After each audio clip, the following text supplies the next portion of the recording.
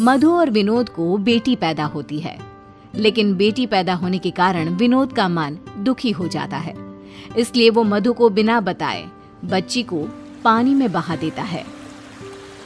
बहते हुए बच्ची एक गांव के किनारे पहुंच जाती है, जहां के लोग एक ऐसे राक्षस से डरते हैं जिसका आधा शरीर मनुष्य का है और आधा जानवर का। वहां रैमिता नाम की एक औरत उस बच्ची को देख लेती है और पानी से उठा लेती है। ये इतनी सुंदर गुड़िया है, कितना बेरहम होगा वो आदमी जिसने इसे पानी में छोड़ दिया। लगता है भगवान ने इसे मेरे लिए ही भेजा है। रैमिता बच्ची को अपने घर ले आती है और अपने पति नवीन को सब कुछ बता देती है। नवीन कहता है, आज से हम बेटी के भी माँ बाप हो गए हैं। अब इस घर में भी चहल पहल हो जाएगी। अब मेरी गुड़िया का नाम किंजल होगा। रैमिता और नवीन किंजल को अपनी बेटी बनाकर अपने साथ रख लेते हैं। जब रैमिता किंजल के कपड़े बदलती है तो उसकी पीठ पर एक त्रिशूल का निशान देखती है और तुरंत गांव की एक बूढ़ी औरत को बुलाती है और उसे निशान दिखाती है।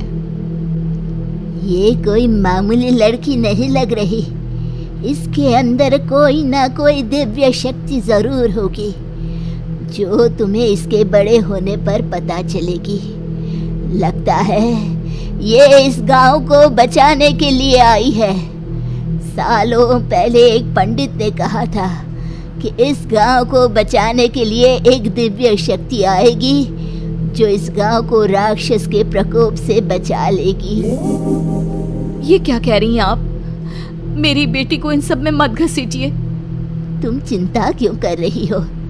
इसे थोड़ा बड़ा होने दो, फिर तुम सब कुछ खुद ब खुद समझ जाओगी। मुझे समझ में आ गया है, भगवान ने हम दुखियारों के लिए मसीहा भेज दिया है। जो भी है, लेकिन आप ये बात किसी से नहीं कहेंगी। आपको सोहम की कसम है, नहीं तो ये गांव वाले मेरी बच्ची का जीना हराम कर देंगे। बूढ़ी औरत किसी से कुछ नहीं कहती, लेकिन उसकी खुशी साफ दिखाई देती है। हे ईश्वर, तुम्हें आखिर हम दुखियारों पर दया आ ही गई। दिन गुजरने लगते हैं, किंजल बड़ी होने लगती है।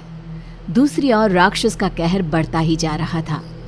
राक्षस रात के अंधेरे में लोगों को उठाकर ले जाता है और दिन को वो लोग मरे हुए पाए जाते हैं। एक दिन बुढ़िया रात को सोहम के पास जाकर कहती है, बेटा, इस गांव को हमें छोड़ देना चाहिए।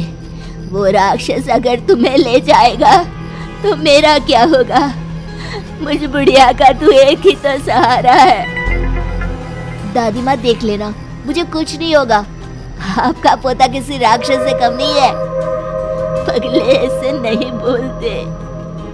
सोहम सो जाता है और बुढ़िया देखती है कि सोहम के शरीर में कुछ बदलाव आ रहे हैं। उसके हाथों के नाखून किसी दानों की तरह हो रहे हैं और उसके चेहरे पर बाल आ रहे हैं। ये सब देखकर बुढ़िया डर जाती है और सोहम को उठा लेती है। उठते ही सोहम पहले जैसा ही होने लगता है। बुढ़िया सोहम को सब कुछ बता देती है। दादी, ये सब आपका वहम है। आपने उस राक्षस के बारे में इतना सोच लिया कि आपको हर जगह वही दिख रहा है। बुढ़िया को भी लगता है कि ये सब उसकी सोच और डर के कारण है। उधर नवीन एक गाड़ी से टकरा जाता है और उसके पैरों की हड्डियां टूट जाती है।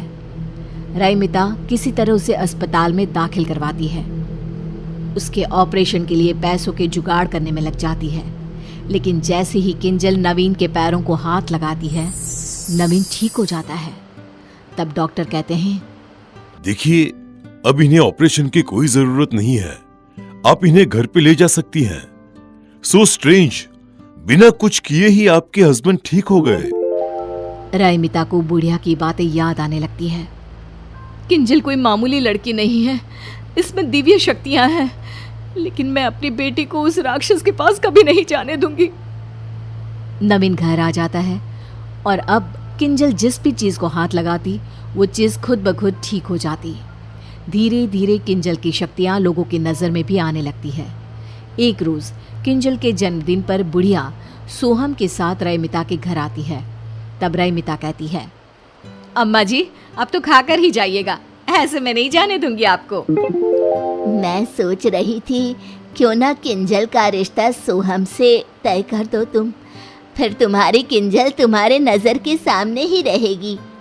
नहीं नहीं, मेरी किंजल शहर जाएगी, उसके लिए शहर से बड़े बड़े रिश्ते आ रहे हैं। बुढ़िया मन ही मन दुखी हो जाती है क्योंकि वो किंजल को अपनी बहू की तरह देख रही थी।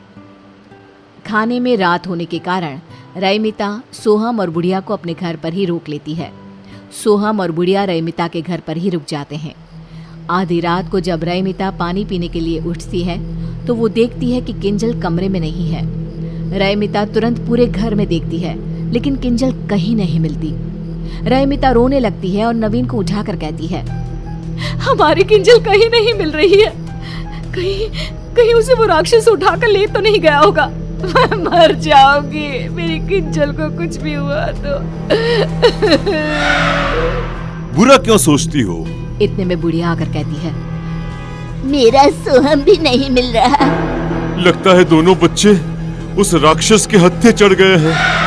चलो उस जंगल की ओर चलते हैं जहाँ वो लोगों को उठाकर ले जाता है। आप दोनों यहीं रहिए, मैं जाता हूँ। अगर वो राक्षस आप दोनों को भी ले गया तो मैं क्या करूँगा? मैं जी कर भी क्या करूँगी, मेरे लिए सब कुछ मेरा पोता ही तो है, मुझे भी ले चलो। तीनों जंगल की ओर जाते हैं लेकिन रास्ते में किंजल और सोहम कहीं दिखाई नहीं देते। बुढ़िया सोहम सोहम चिल्लाती जंगल में चली जाती है और देखती है कि किंजल भाग रही है और राक्षस उसके पीछे है। किंजल, मेरी बच्ची, तुझ में दिव्य शक्तियाँ है, तू इस राक्षस को मार सकती है और मेरे सोहम को बचा सकती है बेटा। मुझे कुछ समझ में नहीं आ रहा दादी माँ। नवीन और रईमिता भी किंजल की आवाज सुनकर जंगल में घुस जाते हैं। रईमिता किंजल के पास चली जाती है और राक्षस गुर्राते हुए तेजी से किंजल की ओर बढ़ने लगता है। मेरी बेटी को छोड़ दे, चाहे मेरी जान ले ले। राक्षस रईमिता को मारने आता है और किंजल अपनी माँ को बचाने के लिए चाकू राक्षस को मार देती है। राक्षस गुर्राने लगता है और जमीन पर गिर जाता है। अब मेरा सोहम भी मिल जाए बस। मैं कहती थी ना रईमिता, किंजल में दिव्य शक्ति है जो इस राक्षस को मार सकती है। राक्षस का शैतानी रूप गायब हो जाता है और वो अपने असली रूप में, जो कि सोहम का है, उसमें आ जाता है। सोहम, इन सब के पीछे तुम थे? नहीं नहीं, ये सोहम नहीं है। सोहम को राक्षस ने अपने वश में कर लिया था। हर 21 साल में वो अपना शरीर बदलता है। इस बार वो सोहम को चुनने वाला था। किंजल, तुम ना होती तो मैं बुढ़िया अपना आखिरी सहारा भी खो देती। गांव राक्षस के कहर से मुक्त हो जाता है और किंजल की शादी सोहम से हो जाती है।